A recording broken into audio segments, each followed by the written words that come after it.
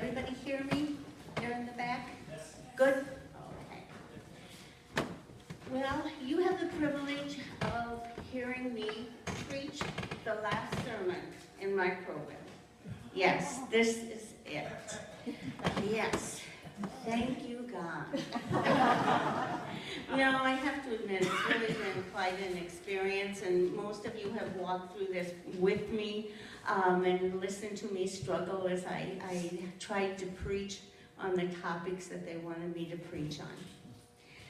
So this year, as most of you know, I'm preaching on the Psalms from the Old Testament. And our psalm this morning was taken from Psalm 119.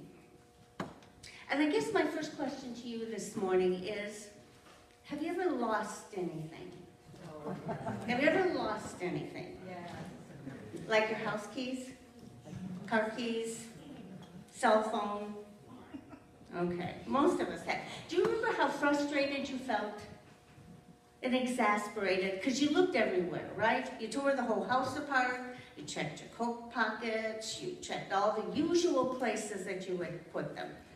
And then, of course, when that didn't work, you looked at the places where you never put them, but you hoped you would find them.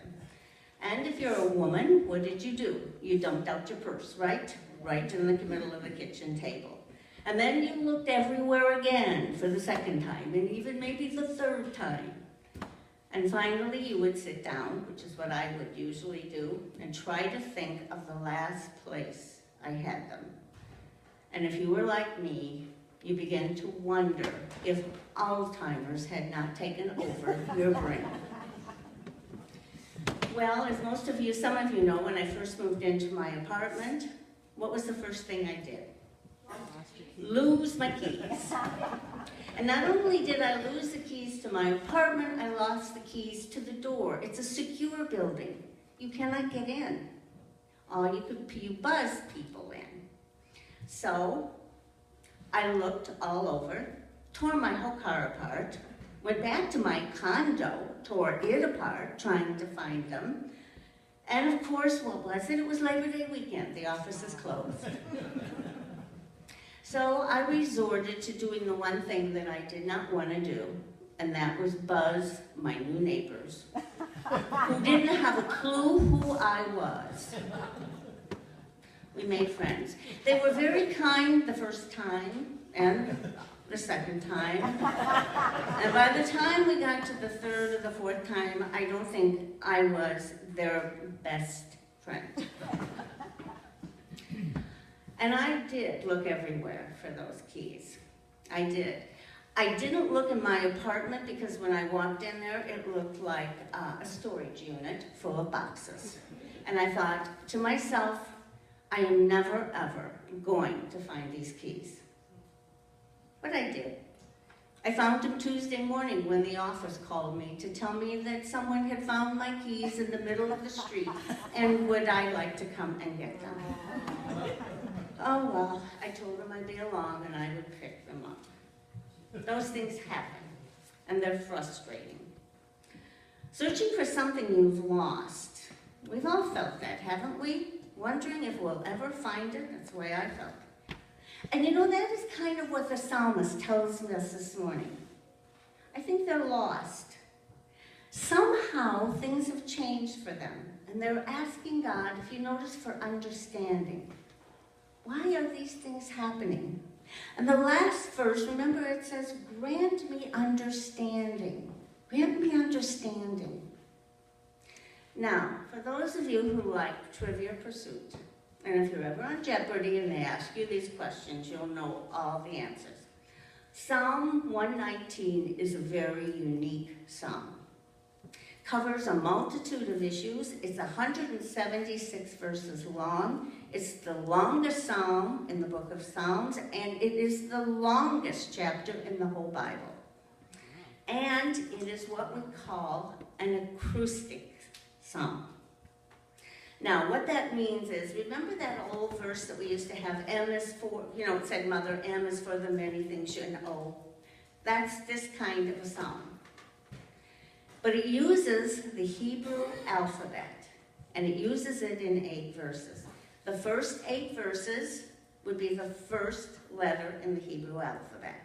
Second 8 verses, the second letter in the Hebrew alphabet, and it goes right on through.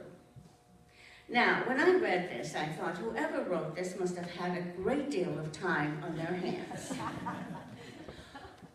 But they did that, and you probably wonder why they did that. They did that for a reason. It was very important for them. Remember, this was not written down. They had to remember all of this.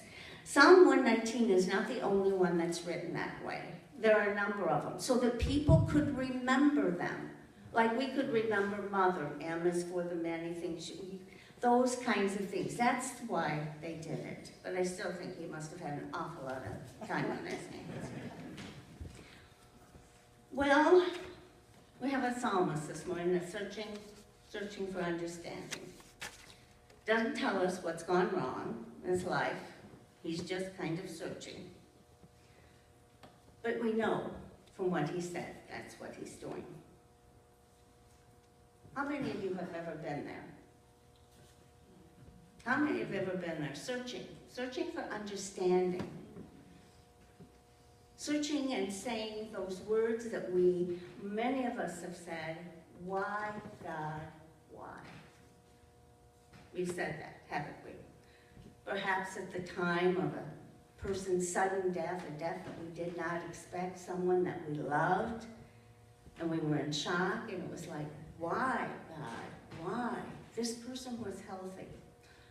Or perhaps it was a diagnosis that was going to be life-changing, an illness that would change not just your life, but maybe your whole family's life. Perhaps it was the loss of a job, a career you didn't expect, that made you turn to God with those words. Why, God? Why? And if you're like most of us, seeking understanding from God is probably not a real new experience. I think most of us, at least once, maybe twice in our lives, have had things happen to us where we have to turn to this psalmist and look at what he's saying when we seek understanding from God. And we ask that all-important question that we all ask at those times in our lives. Why, God, why? But at times in my life when I am seeking answers and I'm seeking understanding, when nothing seems to make sense, I am reminded of words spoken to me by a fellow pastor when I went to him seeking answers. He said to me then, when God closes one door to you, he will always open another. Always remember, Beverly, and never forget that God is always with you, even in the worst of times. You will never be alone, and eventually you will understand.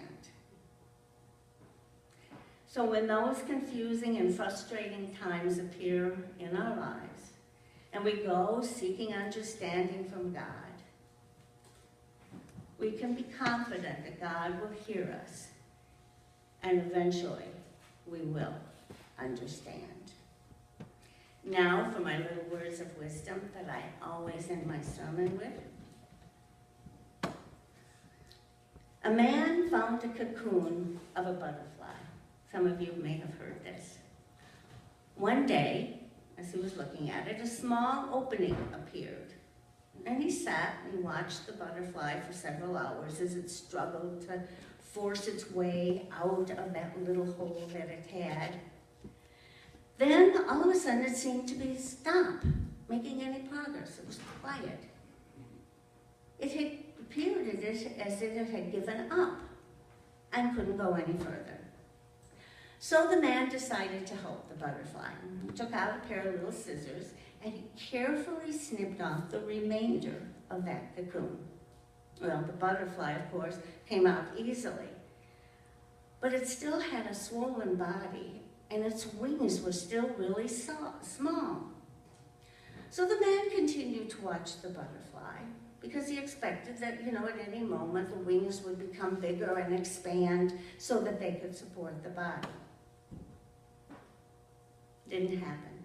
In fact, the butterfly spent the rest of its life crawling around with a swollen body and very small wings, and it was never able to fly.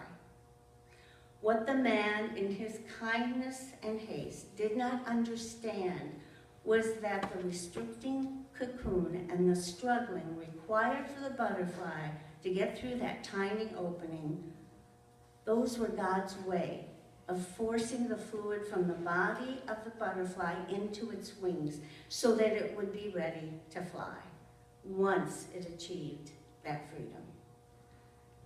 Sometimes struggles are exactly what we need in our lives. If God allowed us to go through our lives without any obstacles, it would cripple us. We would not be as strong as what we could have been, and we could never fly.